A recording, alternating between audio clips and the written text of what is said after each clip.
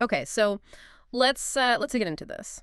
Imagine you're facing something really tough. I mean, maybe even locked away, right? And someone asks how they can pray for you.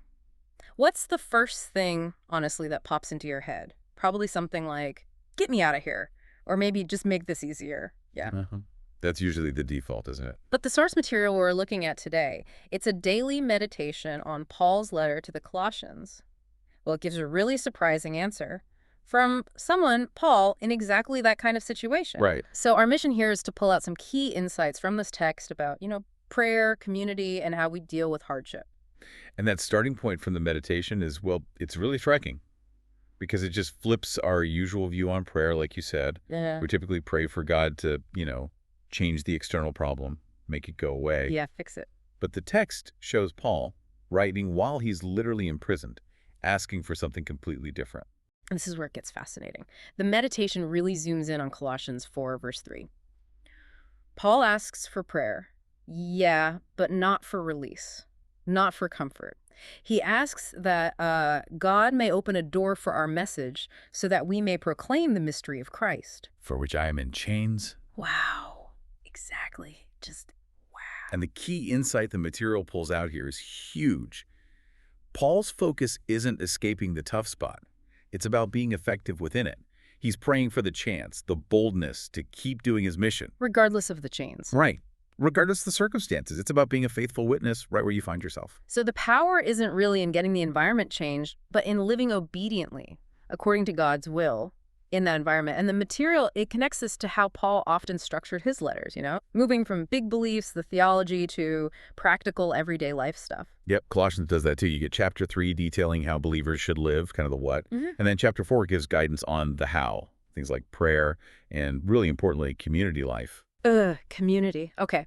The source material really digs into this, doesn't it? It says it's non-negotiable. Absolutely. The message isn't for people floating around in isolation. It assumes believers grow together. It pushes back hard against this idea of spiritual isolation, whether that's hiding away from the world. Or being what the text actually calls a Canaan Christian. What's that mean exactly? Well, it's described as someone who sort of believes alone, without getting involved in the messy, real-world stuff of Christian community. Okay, but hang on. Let's be real. Community can be hard. Oh, for sure. You've got arguments, people rubbing each other the wrong way, folks you just naturally clash with. What about that? The source doesn't ignore that. Actually, it argues those very challenges, the friction within the community, that's precisely where growth happens. It uses the analogy of kids in a family, learning patience, forgiveness, sacrifice, by having to deal with each other. Okay. So avoiding the mess means avoiding the growth. That's the argument. The material makes a pretty sharp critique. Yeah. It suggests it's actually wrong to use excuses like, oh, I'm difficult or I'm too busy to dodge relationships, especially relationships where you're called to, as the text puts it, truly clash in love. Clash in love. That's quite a phrase. It is. And the critique continues. You can't just avoid that clash and then think, well, I'll just pray about it from over here. That misses the point. Right. So the text is basically saying prayer isn't like a substitute for active obedience, especially obedience in relationship, even when it's uncomfortable. Exactly. It points to what it sees as a big misunderstanding, maybe in some circles, where prayer gets treated almost like a tool to manipulate things or maybe just to sidestep difficult people. Instead of being about aligning our will with God's will and actually stepping into the places he calls us. Precisely. The material contends that spiritual decay often isn't from a lack of prayer itself. It's from constantly making excuses, finding alibis to avoid the places God actually calls us to be and to obey, choosing our comfort instead. Which takes us right back to earlier in Colossians chapter 3, verses 12 to 14, doesn't it? Living that stuff out, compassion, kindness, humility, gentleness, patience, bearing with each other, forgiving. Forgiving as Lord forgave you. And over all these virtues, putting on love. You just can't do that alone. Nope. It happens in the friction, in the messiness of real community. Okay. And the material even challenges leaders, people in service roles. It argues against praying just for relief, like, oh, God, take away these overwhelming demands or these difficult people.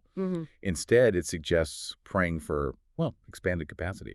Praying to be able to embrace and serve the very people God puts in your path. Trusting that as you step up in obedience, as you serve, God provides what you need. Right. The strength, the ability, it comes through the obedience. So the core message is focus on obeying right here, right now, even when it feels impossible or just awkward. Trusting that living out God's values is the mission, and God works through that obedience. It really boils down to striving to live biblically wherever you are, wherever you're sent, rather than constantly looking for alibis, for ways out of the challenging but ultimately crucial places where God wants you to grow with others. So wrapping this up, what's the big takeaway? This deep dive into Colossians through the lens of this meditation. It offers a really challenging view. It's suggesting that maybe true faith isn't primarily about making our circumstances easy. Or using prayer as a way to sort of dodge difficult relationships or responsibilities within our community. Right. It's more about actively living out God's values, seeking his will, and actually embracing the challenges, the conflicts even, that come with truly engaging with people. Instead of hiding behind excuses or just praying from a safe distance. Yeah, it leaves you with a pretty important question, doesn't it, for you listening? In your own life, when you hit difficulty or discomfort, especially in relationships or community, are you looking for obedience in that moment? Or are you maybe spending more time finding excuses, finding those alibis to just step away? Something to think about.